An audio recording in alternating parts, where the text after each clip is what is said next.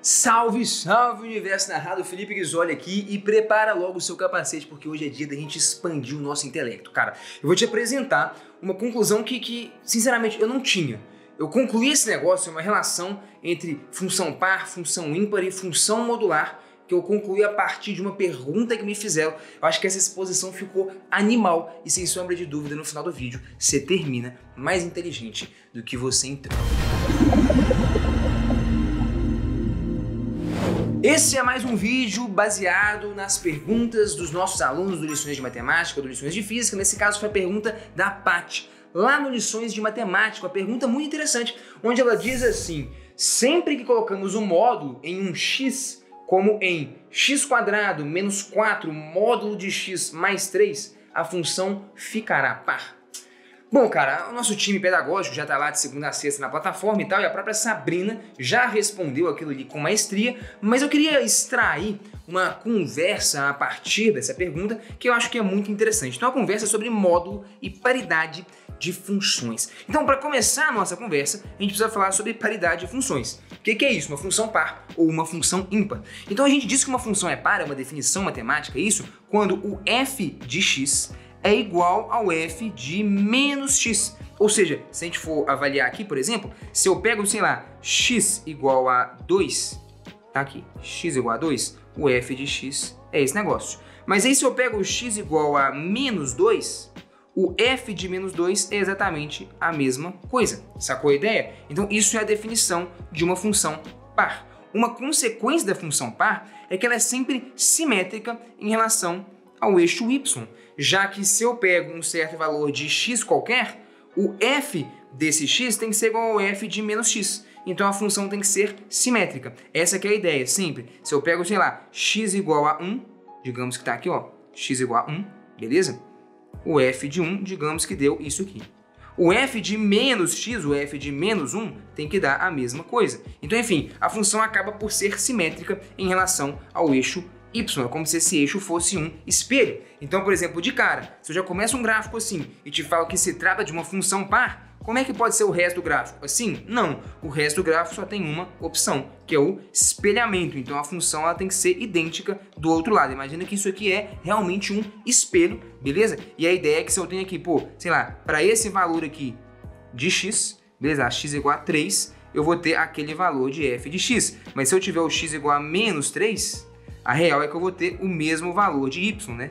O f de menos 3 tem que ser igual ao f de 3. Você pegou aqui qualquer ideia, beleza? Ah, tá. Então, enfim, este ponto, ele é simétrico àquele ponto. E, enfim, o gráfico inteiro, de modo geral, acaba sendo simétrico. Então, a cara do gráfico é um negócio mais ou menos assim. Pode ser? Ah, beleza. Então, ele é idêntico dos dois lados do eixo y. E por aí vai. Então, imagina que eu tenho também esse gráfico. Eu te digo que é uma função par. Como que eu faço para descobrir como que é o gráfico do outro lado? Cara, imagina que isso é um espelho e faz a imagem disso aqui. É um processo meio que de física, pegar a imagem de um objeto por um espelho plano. É isso. Então você simplesmente pega e rebate esse cara em relação a esse eixo azul, ao eixo y, e você vai ter então quem que é o gráfico. Será um negócio mais ou menos assim. Concorda? Tem que ser então simétrico. Pode ser? Então essa é a definição de uma função par. Beleza? Então, f de x é igual a f de menos x. A propriedade gráfica é que essa função é simétrica em relação ao eixo vertical. Só para a gente recapitular as ideias, antes de responder a pergunta, que é quando você está com um módulo numa função, a gente vai entender o que isso acontece. Antes eu preciso também do conceito, da definição de função ímpar. A função é ímpar quando o f de menos x é igual a menos o f de x. Beleza? Acho que assim não ficou o jeito mais usual de se escrever. O jeito mais usual de se escrever é assim, colocando um menos aqui. Então, o f de menos x, quando eu pego o menos 3, o f de menos 3 não é igual ao f de 3. Ele é quase igual, só que com sinal trocado, né? Ele é menos o f de 3. Pode ser? Então, um exemplo clássico aqui é essa função. F de x igual a x ao cubo. Não é isso? X ao cubo. É uma função cúbica. Por exemplo, pega x igual a 2. 2 ao cubo. É quanto? Quanto que é o f de 2? Que é o f de 2. 2 ao cubo é 8. E o f de menos 2? Menos 2 ao cubo? Menos 2 vezes menos 2 vezes menos 2. Menos 2 multiplicado por si mesmo, um número ímpar de vezes, fica negativo. Vai dar menos 8. Então você vê que o f de 2 e o f de menos 2 são quase iguais, exceto por uma troca de sinal. A gente diz que essa função é uma função ímpar. beleza? E ela passa a ter uma simetria, só que a simetria agora ela é em relação à origem. É uma simetria que eu tenho que rebater tanto no eixo Y quanto no eixo X. Beleza? Então daqui, ó, essa é a nossa função. Pode ser como assim? Não entendi. Se fosse uma função par, eu ia só pegar esse pedaço que está aqui e ia rebater do lado de lá. Beleza? Mas, sendo uma função ímpar, eu tenho que pegar isso aqui e rebater também no eixo horizontal. E se eu rebater isso aqui no eixo horizontal, esse negócio vira isso. Concorda ou não? Ah, tá. Então são duas reflexões se você quiser. Você faz uma reflexão em relação ao eixo Y e depois você faz uma reflexão em relação ao eixo X. No fundo, é como se você estivesse refletindo em relação à origem, tá bom? Então é isso. Se você tem um pedaço aqui, você reflete em relação ao eixo Y. Pega essa reflexão, reflete em relação ao eixo X e você tem o resto do seu gráfico, beleza? Então é uma simetria em relação à origem, tá bom? Então, exemplo, tem esse gráfico. Como que eu descubro e eu te falo previamente que é uma função ímpar? Você tem essa informação. Como que você constrói o restante do gráfico? Bom, vou refletir em relação ao eixo Y, como se fosse uma função par. E agora eu vou refletir em relação ao eixo X para eu ter minha função ímpar. Pronto, seria isso aqui. Então agora eu já posso pegar e apagar esse cara. Beleza? Pronto, tá isso. Ah, tá, isso é uma reta, isso. F de x igual a x é uma função ímpar. Porque se eu troco o x por menos x, o y troca de valor. Isso. O f de 2 é quanto? 2. E o f de menos 2 é quanto? Menos 2. Ah, tá. O f de 5 é 5. E o f de menos 5 é menos 5. Tá, uma função ímpar. Pegou a ideia? Beleza. E aqui, por exemplo, te dou um pedaço de um gráfico, te falo que é uma função ímpar, beleza? E aí você me fala, tá, como que eu construo o resto do gráfico sabendo isso? Cara, reflete o gráfico primeiro em relação ao eixo Y, como se fosse uma função par. Então, esqueci uma função par, e agora você pega isso e rebate em relação ao eixo X. Então, você vai ter um negócio mais ou menos assim, beleza? Pronto, tá aí, rebate em relação ao eixo X. Posso pegar esse cara, deletar, e tá aí. Esse é o gráfico da minha função, uma função ímpar, beleza? Se eu pego aqui, por exemplo, sei lá, o f de 3, digamos que o f de 3 aqui, ó, deu 5. Se você pegar aqui o menos 3, o f de menos 3 vai ter que dar quanto? Você já sabe, menos 5. Né? Ah, tá, essa aqui é a ideia. Isso, essa aqui é a ideia de uma função ímpar. Beleza, então você sabe que é uma função par, sabe que é uma função ímpar. E o que a função módulo faz com esse negócio? A gente vai ver um negócio muito bonito aqui, cara, muito bonito para responder a pergunta da Paty. Então vamos caminhar aqui, então, no que é de fato um módulo de alguma coisa.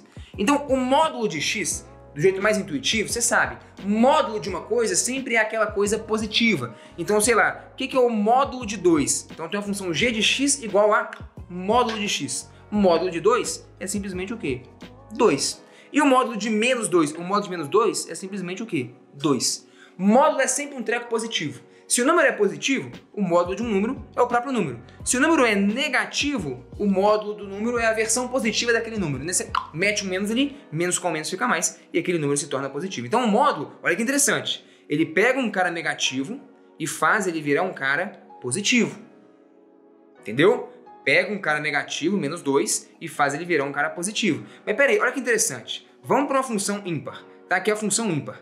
Se eu pegar um cara negativo, por exemplo, o menos 5, e fazer ele virar positivo, o 5, o que eu vou estar fazendo? O valor da função, ao invés de ser esse, vai passar a ser aquele. Ou seja, a função, ao invés de ser ímpar, ela vai passar a ser par. Hã? Não entendi não. Vou te mostrar visualmente, relaxa. Quero só levantar a bola para quem já enxergou mais ou menos essa conexão. Olha o que o módulo faz numa função. Vamos enxergar então visualmente esse negócio aqui. Desse aqui, ó. Então o módulo, basicamente, aqui, grosso modo, ele é sempre uma coisa positiva. Se o número é negativo, ele transforma aquele número na sua versão positiva, se você quiser pensar assim. Então, por exemplo, imagina que você tem essa função, f de x igual a x. É uma reta, beleza? Qual que é a função aqui, ó, g de x igual a módulo desse negócio? Bom, o módulo desse negócio, eu vou pegar o quê? Eu vou pegar a parte que é negativa, beleza? Ou seja, o y aqui, ó, é negativo, e eu vou ter que transformar aquilo na sua versão positiva. Então, por exemplo, aqui, onde o y estava dando, sei lá, quando o x era esse valor aqui, se o y dava menos 2, agora o menos 2, o módulo de menos 2 é quanto? É 2, a gente acabou de escrever isso. Tá, então eu vou pegar e bater esse cara lá no 2. Então, aqui, ó, 2. Tá, então esse ponto vem parar aqui. E você entendeu mais ou menos? Se aqui, por exemplo, o valor era menos 4, agora o módulo de menos 4 vai dar quanto? 4. Então esse cara vem parar aqui. Ou seja, no fundo, esse ponto vem parar aqui e por aí vai. Então, no fundo, se eu conectar esses pontos todos, o que eu vou fazer? Eu vou pegar a minha função e vou estar rebatendo ela em relação ao eixo x. Então, basicamente, o que eu fiz foi arrancar essa função daqui, esse pedaço da função daqui, e rebater ela em relação ao eixo x. Então é isso que o módulo de uma função faz geometricamente. Eu pego a parte do gráfico que era negativa, em que o y era negativo, e faço uma reflexão em relação ao eixo x. Concorda ou não? Beleza? Então eu peguei o módulo de um negócio ali. Tá, tranquilo. Você fala, tá, mas e aí? Não tô entendendo. Tá, vamos jogar pro lado de cá, só pra você acompanhar mais uma vez. Aí chegamos na pergunta da Paty. Ela perguntou se você meter um módulo num pedaço de uma função, se ela vira par. Quase isso, tá, Paty? Mais ou menos. Porque olha só, imagina que eu tenho essa função. Uma função de segundo grau, beleza? Uma parábola, beleza. O que acontece se eu pegar o módulo dessa parábola? O módulo de f de x. Bom, o que eu vou fazer é o seguinte. A parte negativa do gráfico, eu vou ter que rebater e refletir ela em relação ao eixo horizontal. Então o gráfico ele ia ficar desse jeito aqui. Ele ia ficar desse jeito aqui. Isso, tá vendo? O gráfico de fato era assim, mas se eu meti o módulo, essa parte aqui que era negativa, ela é refletida, ela fica positiva. Mas, perceba, se eu meti um módulo aqui, cara, essa função ela não é par. Você concorda que isso aqui não é uma função par? É verdade, isso não é uma função par. Porque para ser par, ela teria que ser simétrica em relação ao eixo vertical. Ela só não assume mais valores negativos. Essa função aqui, então, ela não assume valores negativos, mas par ela não é. Tudo bem que o que a Paty perguntou era colocar um módulo só num pedaço de uma coisa, mas é uma discussão mais profunda que tem a ver com uma aula específica de lições de matemática que eu não quero entrar aqui porque eu acho que vai perder um pouco o fio da meada, vai ficar mais complexo do que eu gostaria. Para responder a sua pergunta então, Paty, vamos lá. Como é que eu faço para pegar uma função ímpar e fazê-la virar par? O módulo consegue fazer isso. Então olha que interessante, se eu tenho uma função f de x, é isso. O módulo de f de x é esse gráfico maluco. Isso não é uma função par. Para ser função par tem que ser simétrica em relação ao eixo vertical. Mas, olha que interessante. Suponha que eu tenho uma função que já tem uma simetria, que é uma função ímpar. Ou seja, ela é simétrica em relação à origem. Beleza. Se eu meter aqui ó, o módulo de f de x, o que eu vou estar fazendo? Essa parte do gráfico fica completamente inalterada, então eu posso até colocar ela aqui, ela fica assim, ó, inalterado, né? Esse pedaço aqui. E esse pedaço de baixo, ele vai ser refletido em relação ao eixo vertical, então ele vai ficar assim. Aqui vai ficar assim, ó. Beleza? E aí o que você conclui?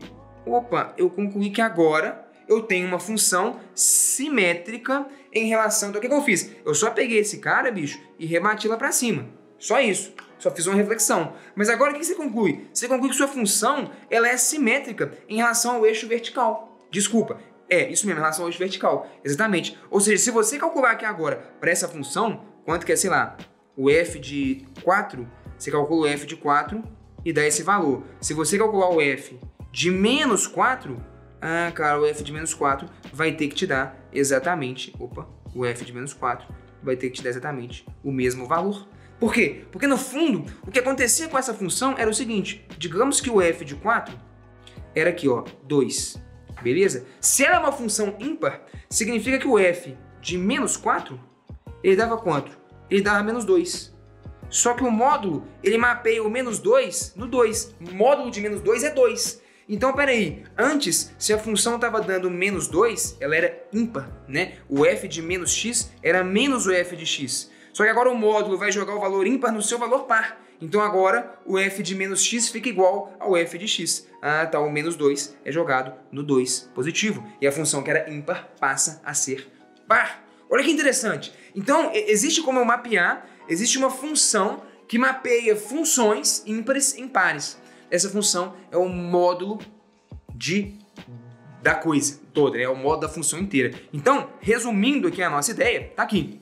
Imagina que eu tenho um conjunto, vamos falar de conjuntos aqui, entrou a brincadeira. Eu tenho um conjunto de todas as funções ímpares, f de x. Se eu pego o módulo de f de x, isso é uma função que mapeia essa função ímpar em uma função par. É uma função de funções. Eu pego a função f de x, calculo o módulo, entendeu? Estou falando um diagrama de conjunto sem enxergar como uma função matemática. Tá, então a função módulo, ela pega e mapeia funções ímpares em funções pares. Então eu consigo transformar uma função ímpar numa função par, metendo um módulo naquela função inteira. Mas esse é o detalhe, então, é importante. A função primeiro precisa ser ímpar, porque para ela ser ímpar, significa que eu já tenho alguma simetria. Então, o f de menos x, ele é quase igual ao f de x. porque para separar é isso, né? É quase igual a menos de um sinal. Se eu meto um módulo, esse sinal desaparece e aí o f de menos x passa a ser igual ao f de x e eu passo a ter uma função par. Faz sentido? Então tá aqui todo o nosso desenho no mínimo detalhe, beleza? Módulo e paridade de funções tá aqui, no caso, autografado para você, Paty, com carinho,